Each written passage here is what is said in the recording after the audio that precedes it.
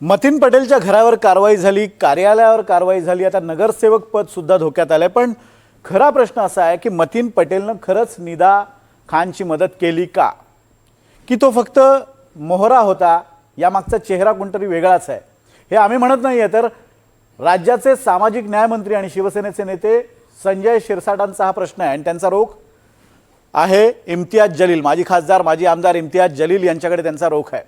वरवर जरी हे प्रकरण निदा खान आणि या सगळ्याशी निगडीत वाटत असलं तरी सुद्धा याला स्थानिक राजकारणाची किनार आहे। कशी आपण पाहूयात।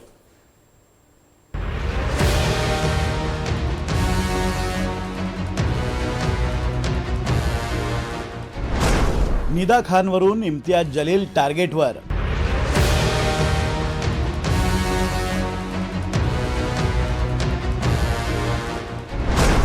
मतीन फक्त मोहरा, कोण आहे पडद्यामागचा खरा चेहरा?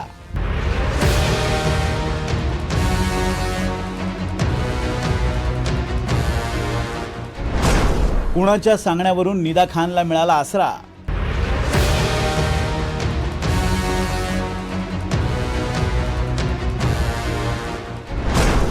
निदाच्या बचावासाठी इम्तियाज जलीलांचा आटापिटा का?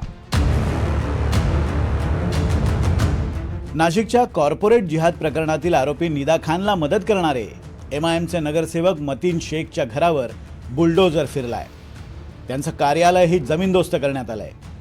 पण या बुलडोजर कारवाईतून निदाला मदत करणारे हात खरंच ठेचले गेले आहेत का, की मतीन शेखला पुढे करून तिला मदत करणारा पडद्याआडचा सूत्रधार अजूनही अंधारातच आहे, असा सवाल संभाजीनगरमधील राजकीय वादातून समोर आलाय। मतीन शेख विरोधातील कारवाईनंतर सत्ताधारी गटातून नेत्यांनी आपला मोर्चा पुन्हा एकदा इम्तियाज जलील यांच्याकडे वळवलाय। कारण का मास्टरमाइंड इम्तियाज जलीलच आहे। ज्या पद्धतीने निदा खानच्या संदर्भात सातत्याने तिची बाजू घेण्याचं काम, म्हणजे जिहादचं बाजू घेण्याचं काम हाच इम्तियाज जलील करत होता। महाराष्ट्र को हरा कर देंगे म्हणणारा हाच इम्तियाज जलील होता। तर त्याची जागा बाहेर नाही, जेलमध्ये आहे आणि मला वाटतं की लवकरच तो नारळ फुटेल। हा इम्तियाज जलील हा राक्षस, ही हैदराबादची औलाद, तिकडची जी आलेली औलाद ही निजामाची औलाद, या ठिकाणी येऊन हे विष पेरायचं काम करते। त्याला सोडणार नाही मी। म्हणजे जो हिदा खानच्या प्रकरणामध्ये आरोपी आहे, हिदा खान कुठं सापडली? त्या मतींच्या घरात। ती का बाहेर मांडी घालून बसली होती? का तिची आई बसली होती? का तिचा भाऊ बसला होता? का तिची मावशी बसली होती? का तिचा बाप बसला होता? 35 दिवस त्या घरामध्ये होती ती, म्हणून त्या मतीनला पकडलं ना। निदा खान प्रकरणात मतीन पटेल हा फक्त मोहरा होता। निदा खानला संभाजीनगरमध्ये आणण्यापासून तिला लपवण्याची सर्व योजना जलील यांचीच असल्याचा आरोप शिरसाट सातत्यानं करतायत। दरम्यान आतापर्यंत शिरसाटांच्या आरोपांना फारसं गांभीर्यानं घेत नाही असं सांगणारे जलील आता त्यांना कोर्टात खेचायची तयारी करतायत।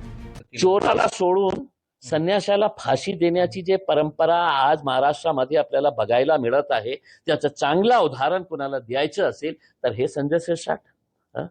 इम्तियाज जलीलला अटक करा, मी तुम्हाला चॅलेंज करतो, सिद्ध करून दाखवा तुम्ही कोण माझे नातेवाईक आहे।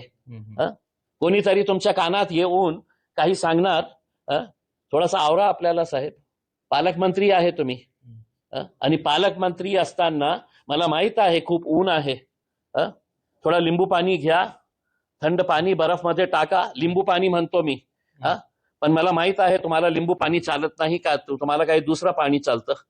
नाशिक कॉर्पोरेट जिहाद प्रकरणात निदा खान मुख्य आरोपी आहे, तरीही MIM पक्ष तिच्या बचावासाठी मैदानात उतरलाय।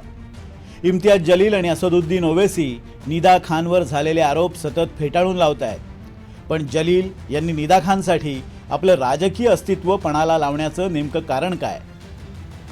MIMचे नेते इम्तियाज जलील आणि आरोपी निदा खान यांचे थेट संबंध असल्याचं सांगितलं जात आहे।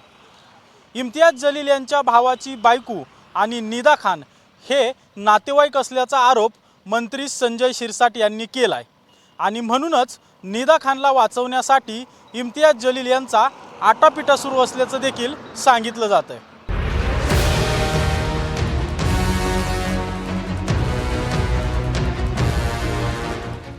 दरम्यान मतीन पटेलच्या घरावर बुलडोजर कारवाई झाल्यानंतर इम्तियाज जलील यांनी सत्ताधारी गटातील नेत्यांकडे मोर्चा वळवलाय. त्यांनी संभाजीनगरच्या महापालिका आयुक्तांची भेट घेऊन सत्ताधारी नेत्यांच्या अनधिकृत घरांची माहिती दिली आहे. की तुम्ही मला उत्तर द्या की या शहरामध्ये एकच घर आहे जे अनऑथराइज्ड आहे. हे पिक अँड चूज कशामुळे करत आहे तुम्ही? मग काय भाजपवाल्यांच्या इलिगल कन्स्ट्रक्शन्स नाही आहे? एकनाथ शिंदेच्या पार्टीचे जे निवडून आलेले कॉर्पोरेटर्स आहेत त्यांचे इलिगल कन्स्ट्रक्शन्स नाही आहे? पुरावे आहे आमच्याकडे. मतीन पटेलचंच नाही, तुझं बी घर इलिगल आहे, त्याची सुद्धा चौकशी करायला मी आयुक्ताला सांगणार आहे. तपासायचे परमिशन, हा नाकाने कांदे सोलतोय ना, याची परमिशन एकदा तपासा. परमिशन प्रमाण त्याचं बांधकाम आहे की नाही तपासा, नसेल तर तोडा त्याचं बांधकाम. बुलडोजर कारवाई, राजकीय आरोप प्रत्यारोपांमुळे संभाजीनगरचं राजकारण आता चांगलंच तापलंय. मात्र वादातून निदा खानला मदत करणारा खरा चेहरा समोर येणार का, याकडे सर्वांचं लक्ष आहे. मोहसिन शेख, NDTV मराठी, संभाजीनगर.